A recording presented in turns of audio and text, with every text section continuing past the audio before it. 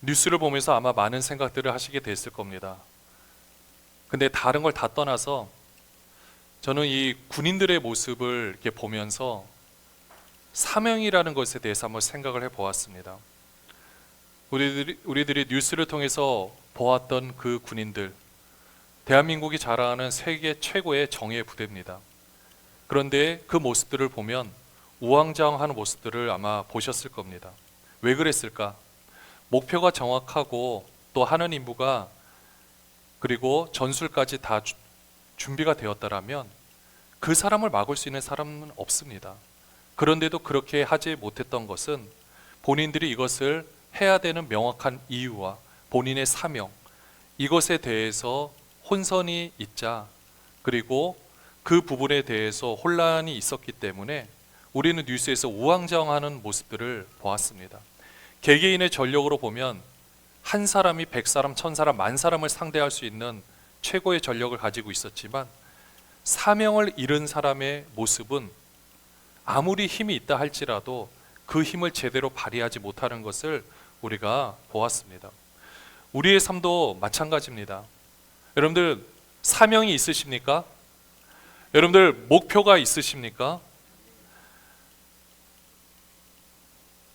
우리에게 주어진 사명, 대단한 걸 말하기 전에 그냥 우리 실제적인 삶 가운데서 현실을 바라보면 됩니다. 우리 가장이라면요, 가정의 경제를 책임져야 됩니다. 그래서 열심히 일을 하는 겁니다. 이게 사명입니다. 그리고 우리에게 맡겨진 일들을 또 사장이라면 사장으로서, 직원이라면 직원으로서 내 맡은 바를 충실히 해내는 것이 또 우리의 사명이기도 합니다. 이 사명을 잘 감당하는 이 모습, 이게 우리에게 굉장히 중요한데요. 근데 때로는 이 사명을 잘 감당하다가 내가 사명 때문에 열심히 일을 해요. 열심히 직장 생활을 하는데 나의 그 목적이 내가 단순히 돈 때문이라면, 다른 것들 다 내려놓고 가족을 위한 거 이런 거 다 내려놓고 돈 때문이라면 어떻게 될까요? 그때부터는 내가 왜 일을 열심히 해야 되는가에 대한 생각이 흔들리기 시작합니다. 거기에 의미 부여를 하기가 어려워져요. 그러면은 처음에는 괜찮지만 조금 시간이 지나면서 이제는 내가 이렇게까지 할 필요가 있는가?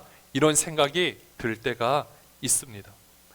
가정을 먹여 살리고 내가 해야 될 일에 최선을 다하는 모습, 그러나 이거는 괜찮지만 내가 돈만을 위해서 일을 한다라면 그때부터는 좀 힘들어지겠죠.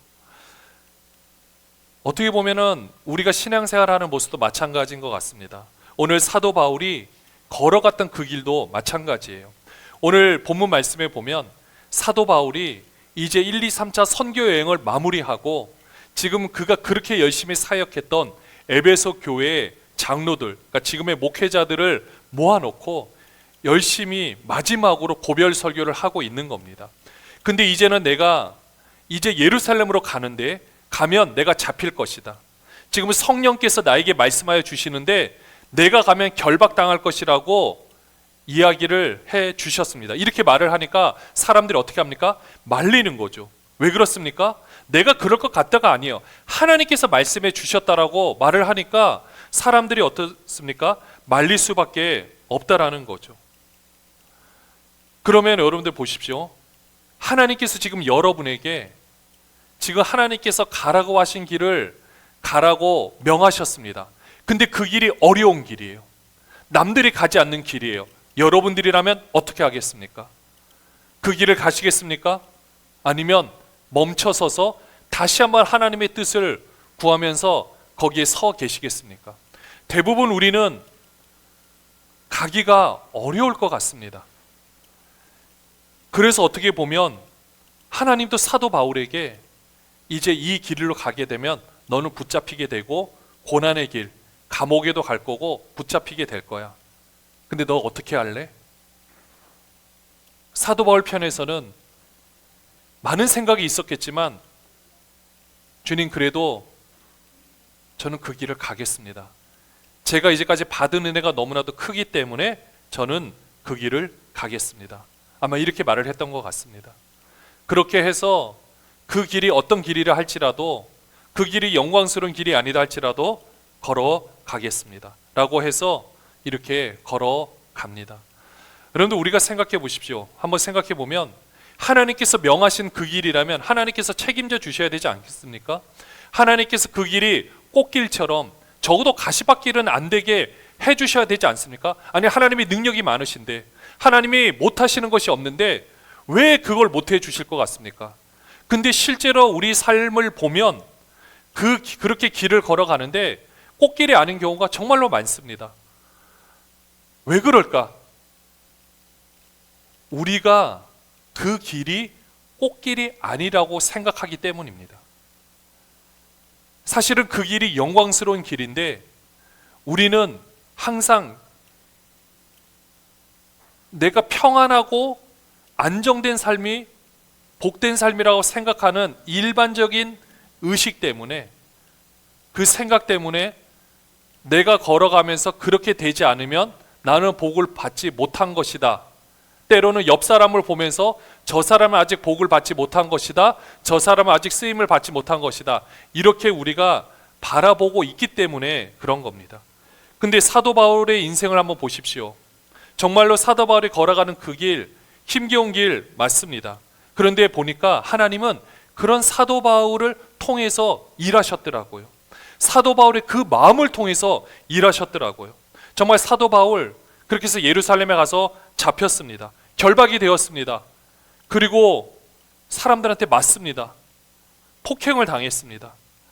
근데 그렇게 해서 어떤 결과를 얻은지 아십니까? 유대인들에게 설교를 할 기회를 얻었어요. 만약에 본인이 그런 입장이 아니라면 한 사람 한 사람 데리고 이야기하기가 쉽지 않았을 겁니다. 그런데 지금은 어떤 기회가 얻어졌습니까? 본인이 폭행을 당하고 거기에 대해서 변명할 수 있는 기회를 얻었기 때문에 그 사람들 앞에 설 수 있는 기회가 주어졌습니다. 사도행전 22장 2절에 보면 이 기회 때 사도 바울이 이렇게 이 상황을 이렇게 말하고 있습니다. 그들이 유대인들이에요. 모여있는 수많은 사람들이에요. 거기서 사도 바울을 막 고소하려고 하는 사람들도 포함되어 있습니다. 그가 사도 바울이 히브리 말로 말함을 듣고 더욱 조용한지라. 딱 기회가 된 거예요. 그리고 히브리 말로 이 말을 하니까 그 사람들이 조용할 수밖에 없게 된 겁니다. 그리고 그들에게 복음을 전하는 거예요. 본인이 이제까지 경험했던 걸 가지고 그 모든 것들이 말씀에 녹아져서 그들에게 선포하고 있는 겁니다. 아니, 이런 놀라운 기회가 어디 있습니까? 하나님께서는 사도 바울이 힘든 여정이었지만 그 길을 통해서 이렇게 역사하셨습니다. 그래서 사도 바울이 또 이제는 사람들이 또 폭동을 일으키려 하니까 천부장이 사도 바울을 떼어놓습니다. 그리고 다시 한번 어떤 잘못을 했는지 공회 앞에 세웁니다. 사도행전 23장 1절에 보시면 또 이제 공회가 서게 됩니다. 이 공회가 지금 우리가 뉴스에서 보는 국회와 같은 모습이에요. 그 공회 앞에서 이제 사도 바울이 딱 서서 이야기를 할 수 있는 또 기회가 된 겁니다. 23장 1절에 바울이 공회를 주목하여 이르되 여러분 형제들아 오늘까지 나는 범사의 양심을 따라 하나님을 섬겼노라. 이렇게 고백합니다. 여러분들, 이것도 놀라운 기회 아닙니까? 사도 바울이 붙잡혀 있지 않으면 이렇게 말할 수 있는 기회 주어지지 않았습니다. 그리고 이렇게 말을 했을 때 이제는 수많은 사람들이, 거기서 특별히 한 40명 정도 되는 사람이 사도 바울을 암살하려고 계획을 합니다. 이때 사도 바울이 본인의 힘으로 그들을 막을 수가 없어요. 40명이 암살하려고 하는데 내가 40명의 경호원을 둬도 모자랄 판에 내가 개인의 돈으로 그 비용을 어떻게 충당하겠습니까? 근데 사도 바울의 신분이 지금 뭡니까? 죄수예요. 죄인입니다. 아직 재판을 받지 않는 미결수예요. 그러면은 그 사람이 로마 시민권을 가지고 있었기 때문에 이 사도 바울이 만약에 그 신분에서 살해를 당하면 그 책임을 로마 관리가 져야 됩니다. 그러니 어떻게 해야 될까요? 사도 바울을 철저히 보호를 해야 됩니다. 그래서 이 암살 정보를 듣고 나서 이 천부장이 밤에 계획을 합니다. 사도행전 23장 23절에 보면 백부장 100명을 관할할 수 있는 2명을 불러가지고 밤새 3시에 가이사랴까지 갈 보병 200명, 기병 70명, 창병 200명, 총 몇 명입니까? 470명이에요. 470명의 군사를 여러분들 무슨 수로 우리가 개인으로 구할 수 있겠습니까? 아니, 군사를 돈으로 구할 수 있나요? 로마 보병, 기병, 창병이면 세계 최고의 군대입니다. 아니, 어떻게 이 사람들을 그냥 고용할 수 있겠습니까? 못합니다. 근데 죄수의 신분이니까 가능한 거예요. 내가 돈 한 푼 들이지 않고 죄수의 신분이니까 보호하려고 이 사람들이 이렇게 사람들을 동원하는 겁니다. 그리고 어디로 갑니까? 벨릭스 그 당시 총독에게로 가는 겁니다. 총독에게 가서 오늘 사도행전 24장 27절에 보면 거기서 이태가 지난 후 2년 동안 거기서 보호를 받으면서 이 보르기오 베스도가 그때 당시 총독이거든요. 베스도가 아니 벨릭스가 총독이고 이제 베스도 총독이 그 후임으로 오게 된 겁니다.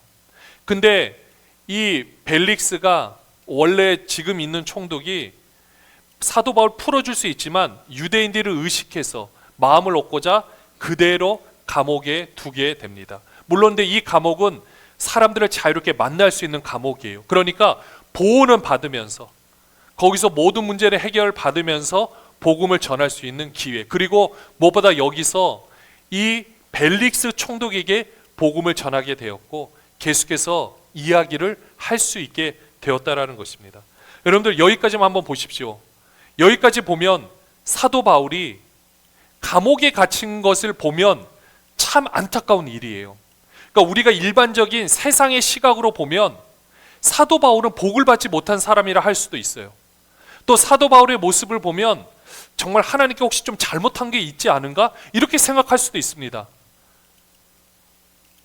근데 입장을 바꿔 생각해 보면 사도 바울은 복음을 전할 수 있는 정말 최적의 환경 가운데서 그 하나님의 놀라운 뜻을 전하고 있었다라는 것입니다. 이런 사도 바울의 마음 가운데 사도 바울은 그래서 결심을 했을 겁니다.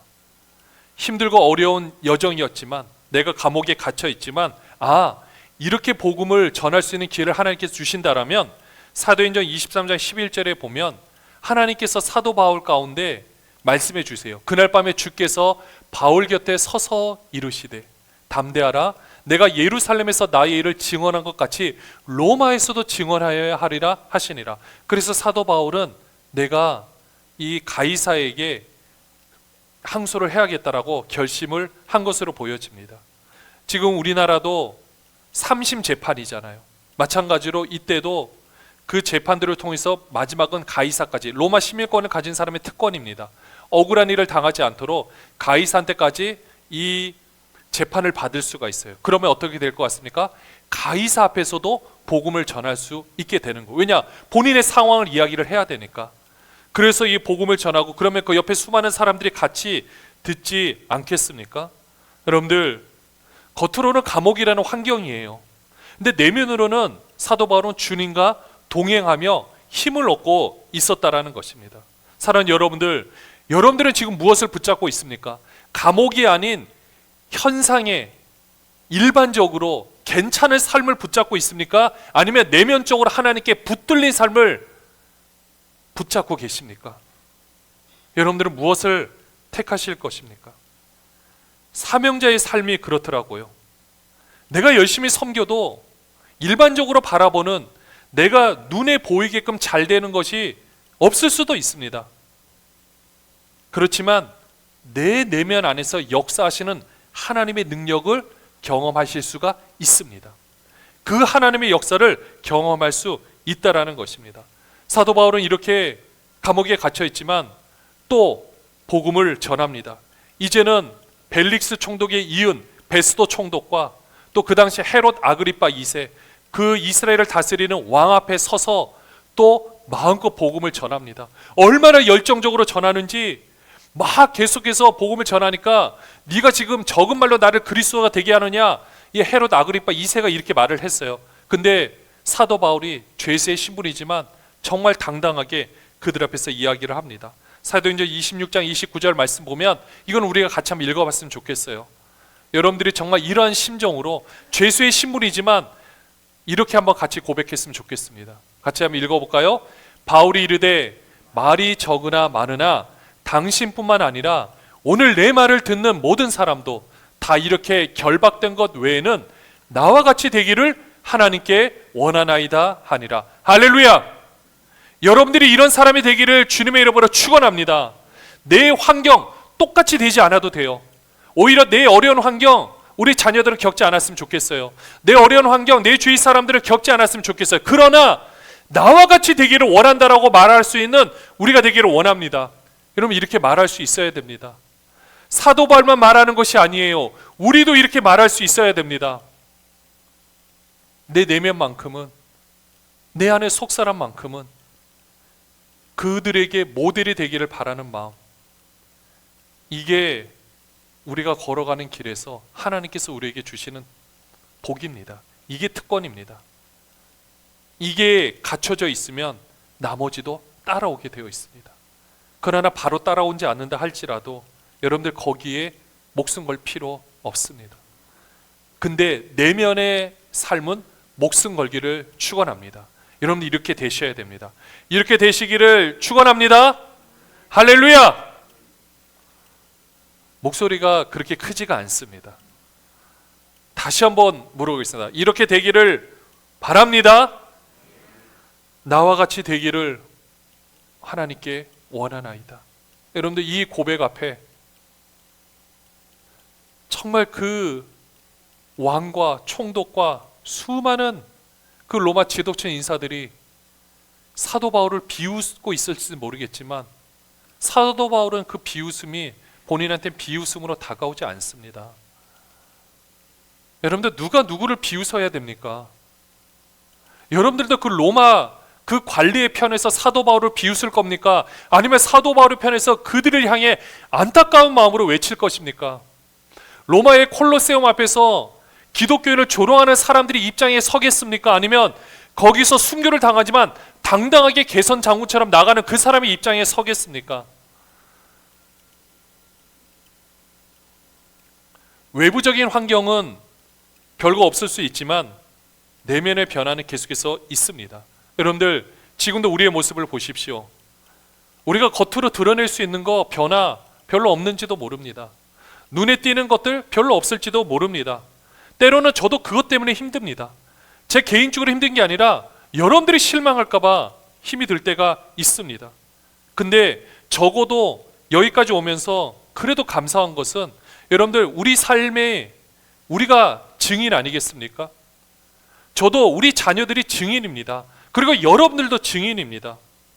이전보다 나은 삶을 내가 누린다고 생각해 보십시오. 어제까지 힘들 때 있습니다. 그러나 그 힘듦을 또 뒤로 하고 하룻밤 잠을 자고 나서 오늘 또 새로운 힘을 주셔서 물론 또 실망할 때도 있어요. 그러나 또 눈물 흘릴 때도 있습니다. 그러나 또 살아내는 겁니다. 근데 저도 제가 지금 정말 당당하게 여러분 앞에 말씀드릴 수 있는 거는 여러분들 제가 겪고 있는 환경 여러분들이 다 경험하지 않았으면 좋겠지만 저와 같이 되기를 정말 원합니다. 정말 제가 겪으면서 만났던 그 하나님 그리고 경험하고 제 안에 역사하신 하나님 여러분 안에도 똑같이 역사하고 경험하기를 정말 주님의 이름으로 축원합니다. 정말 더 이상의 것은 없습니다. 정말 이 세상에 제가 지금까지 경험했던 그 하나님 제가 정말 그 이상으로 더 많은 사람들이 알 수 있을까? 저는 자신 있게 말합니다. 이 세상에 그 어떤 목회자보다도 제가 감히 단언할 수 있는 것은 저와 같이 되면 됩니다. 여러분들 정말 저와 같이 되면 됩니다. 이 안에서 역사하시는 그 하나님이 역사하시는 그 모습처럼 되면 됩니다. 이렇게 살아내는 것이 우리 인생의 목표가 되기를 바랍니다. 여러분도 혹시라도 잘못 살아왔다고 생각되십니까? 그러면 지금부터 다시 잘 살면 됩니다. 이제까지 어떻게 살아왔던 거 혹시 그런 모습 때문에 내 자녀한테 잘못 좋지 않은 영향을 미쳤다고 생각한다면 여러분 지금 기도하시면 됩니다. 그리고 잘못했다고 말하면 됩니다. 용서를 구하시면 됩니다. 그리고 다시는 그렇게 하시지 않으면 됩니다. 그리고 지금부터 새로운 삶을 살아가면 되는 겁니다. 그리고 지금은 여러분을 통해서 여러분의 가정을 변화시킬 겁니다. 여러분의 집안을 변화시킬 겁니다. 지금 하나님께서 그렇게 움직여가고 계십니다. 내가 한다고 하는 건 아니에요. 내가 계획해서 되는 거 아닙니다. 하나님이 계획하셔서 지금 움직여가고 있다라는 거예요. 지금 여러분의 모습을 통해 여러분의 가정을 만지시고 계시는 거 보이십니까? 저는 보여요. 저는 여러분을 통해서 여러분의 가정과 여러분의 집안을 만지시는 것이 보입니다. 나를 만지시고 우리 온 가족을 만지시는 것을 보십시오. 하나님의 복음은 바로 이런 겁니다. 여러분이 대표로 나와 있지만 이제는 하나님이 이렇게 역사를 움직여가고 계시다라는 겁니다. 내 삶이 신앙생활로 만져지는 것이 진짜 신앙생활 아니겠습니까? 내가 내 뜻대로 내가 뭔가를 해서 내가 뭔가를 이룬다. 그건 세상에서 말하는 방식과 모습이에요. 그 겉으로는 평온해 보이고 모든 것이 갖춰져 있을지 모르겠지만 그 내면의 삶이 비어 있으면 아무것도 아닌 겁니다. 그러나 내 내면의 삶을 먼저 채워가고 그것을 통해서 점점 나의 모든 전인격적인 삶이 새롭게 되어진다라면 이것이 훨씬 더 복된 삶인 줄로 믿습니다. 사랑하는 여러분들, 왜 그러면 하나님께서 먼저 우리를 만지시고 우리 가정을 만지시고 이렇게 새롭게 해 나갈까요? 하나님께서 지금은 이 역사를 교회를 통해서 이루시고 있기 때문에 그런 겁니다. 우리가 사명자라면은요, 이제는 이 주님께서 일하시는 마지막 보루는 교회입니다. 그래서 우리는 그 교회를 지켜야 되는 겁니다. 사도 바울이 걸어갔던 그 길, 왜 주 예수께 받은 사명을 가느냐? 그 교회들을 통해서 거뒀던 하나님을 향한 그 예물, 그 말씀을 이루고 몸된 교회들이 앞으로 힘들어지는데 본인이 먼저 그 순교의 길, 고난의 길로 먼저 갔기 때문에 나머지 지도자들도 따라오라는 겁니다. 그 길을 함께 걸어가라는 겁니다. 그래서 모델과 먼저 간 모습들이 우리에게 필요합니다. 사랑하는 여러분들, 지금 우리는 초석을 닫는다라고 계속해서 말씀을 드렸습니다. 그래서 우리는 이제는 우리 교회가 모델이 되는 교회가 되어야 되고요. 여러분의 삶 자체가 이미 하나님께서 모델로 세워주셨습니다. 그렇기 때문에 이제는 우리가 하는 모든 일들이 주님의 몸된 교회가 세워가는 놀라운 역사를 감당하게 되는 것입니다. 사도행전 20장 28절에 보면 사도 바울이 이 교회를 향하여서 그 지도자를 통하여서 마지막으로 부탁했던 모습이 있습니다. 같이 한번 읽어볼까요? 여러분은 자기를 위하여 또는 온 양떼를 위하여 삼가라. 성령이 그들 가운데 여러분을 감독자로 삼고 하나님이 자기 피로 사신 교회를 보살피게 하셨느니라. 우리는 우리의 멋대로 할 수 있지만 내가 그냥 한 사람의 성도라면, 내가 한 사람의 그냥 개인의 입장이라면 내가 원하는 대로 해도 됩니다. 그러나 하나님께서는 지금 우리를 이렇게 다 세워주셨어요. 이게 목회자에게 해주는 말씀이지만 지금은요, 목회자뿐만 아니라 함께 여러분들 저와 함께 있는 모든 분들이 지금 이 사명을 감당해야 되는 다 사명자인 줄로 믿습니다. 함께 동역하는 겁니다. 저만 하는 것이 아닙니다. 함께 하는 겁니다. 하나님께서 지금 여러분에게는 정말 목회자와 같은 심정과 모든 것을 하나님께서 이미 허락해 주셨습니다. 지금은 그래서 우리가 함께 이 사역들을 만들어가고 있는 겁니다. 여러분의 개인이 교회입니다. 그리고 여러분의 가정이 또 교회입니다. 하나님께서 나를 그 가정교회의 지도자로 세워주셨습니다. 여러분을 통해서 그 역사들이 일어날 것입니다. 여러분들이 다니고 있는 학교, 직장, 모든 것을 통해서 여러분의 지도자가 되어서 그 교회들이 계속해서 이어져 나가게 될 것입니다. 여러분들 눈에 보이는 건 예수 사랑교회 하나가 아닙니다. 이 교회를 통해서 어떻게 보면 하나의 셀처럼 각자의 세포를 담당하는 것처럼 작은 교회들이 계속해서 연결되어서 이 세포가 분열하듯이 계속해서 움직여 나가게 될 것입니다. 사랑하는 여러분들, 여러분들이 그 사명자입니다. 어쩌면 지금 여러분이 걸어왔던 그 길이 성령께서 가라고 하셨던 그 길일 겁니다. 그런데 나는 그 길인지 모른다고 생각할 수도 있습니다. 아닙니다. 여러분 지금 여러분이 가고 있는 그 길이 바로 그 성령께서 말씀하시고 인도해 주셨던 길입니다. 여러분들 그 길이 그래서 어려울 수도 있었습니다. 고난의 길일 수도 있었습니다. 그러나 그 길이 여러분의 삶을 잘못 살아서 나는 하나님께 복을 받지 못해서 그렇게 사는 거 아닙니다. 제가 다시 한번 말씀드리지만 여러분의 삶은 그 삶 자체가 최고의 삶입니다. 우리가 할 수 있는 최고의 삶이었어요. 내가 해왔던 최고의 방식이었습니다. 지나간 삶, 이젠 여러분들 거기에 매이실 필요가 없습니다. 지나갔던 모든 것들 이제는 매이실 필요 없습니다. 여러분들은 이제는 앞만 보고 나가시면 됩니다. 그 길 마찬가지입니다. 어려운 길일 수가 있습니다. 그러나 그것은 겉으로는 어려운 길일지 모르겠지만 내 내면에서는 어려운 길이 아닙니다. 여러분들, 우리의 내면을 만져가시는 그 하나님의 손길, 여러분들도 이제 느끼시죠? 여러분들도 경험하고 계시죠? 이게 진짜 신앙생활입니다. 그렇게 되면 사도 바울이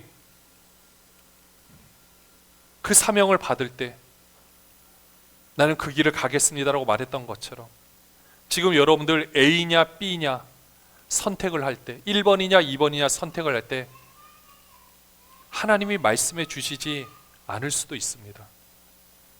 그럼 어떻게 하느냐? 내가 선택한 그 길이 하나님이 택하신 길이 되는 거예요. 내가 밟는 그 길이 누군가 따라올 길이 되는 겁니다. 그럼 여러분들 그 길, 우리 주님 손 꼭 붙잡고 그대로 걸어가시면 됩니다. 남들은 뭐라 합니다. 왜 이쪽으로 가지 않았냐고. 그러나 여러분들 거기에 여러분의 생각, 그 사람들의 의견에 여러분의 생각을 빼앗길 필요가 없습니다. 그리고 사단이 주는 생각에 여러분의 생각 빼앗길 필요 없습니다. 지금 내가 이 자리에 서 있는 것이 귀한 거고, 나를 이 자리에 서 있기까지 교회가 있었기 때문에 가능한 거고, 그 교회를 자기 피로 사신 하나님이 계셨기 때문에 가능한 거고, 그 하나님의 성령으로 역사하셨기 때문에 교회도 있고 나도 있는 거예요. 저도 제가 목회자지만 내일 우리 교회의 운명 저도 알 수가 없습니다. 저도 제 개인의 삶, 우리 자녀들의 삶 다 모르는데 어떻게 알 수 있겠습니까? 그러나 한 가지 확실한 것은 하나님이 붙잡고 가신다라는 것. 저는 목회자로서 하루하루가 제 힘으로는 절대 못합니다. 근데 하나님이 힘을 주시니까 하는 거예요. 그리고 사명이라서 하는 겁니다. 사명이니까 힘을 주시니까 하는 거고, 그 사명 걷어가시면 저는 그냥 꼬꾸라지는 아주 연약한 인간에 불과한 겁니다. 성실한다고 되는 거 아니에요. 능력만으로 되는 것도 아닙니다. 사랑하는 여러분들, 이제는 우리를 이렇게 만져가시는 그 하나님의 손길, 내가 붙잡을 수 있는 오늘 하루 최선을 다하는 것이 중요합니다. 어려운 길에 뭐라 그런다라고 생각하지 마시고요. 지금 하나님께서 나를 위한 길 내가 걸어가고 있다, 이렇게 바라보시고 우리가 사명자로서 정말 귀한 사명 마음껏 감당하시면 좋겠습니다. 저만 하는 거 아닙니다. 우리 함께 하는 겁니다. 그리고 여러분을 통해서 여러분의 가정, 그리고 이제는 교회가 정말로 더 아름답고 새롭게 계속해서 분열이 일어나게 될 것입니다. 세포 분열이 일어나게 될 것입니다. 그런 모든 가정 가운데 하나님께서 우리를 써 주실 겁니다. 사랑하는 여러분들, 이제까지 우리가 걸어왔던 그 길, 그리고 앞으로 걸어갈 그 길, 사도 바울이 경험했던 감옥 같은 길이라 할지라도 하나님은 그것을 통해서 놀라운 역사를 일으키셨던 것처럼 내가 살아왔던 내 삶 가운데 내가 감옥이라고 생각하고 내가 힘들었다고 생각하는 것을 통해서 역사하시는 하나님의 손길을 경험하고 또 그렇게 걸어갈 수 있는 저와 여러분이 되시기를 주님의 이름으로 축원합니다.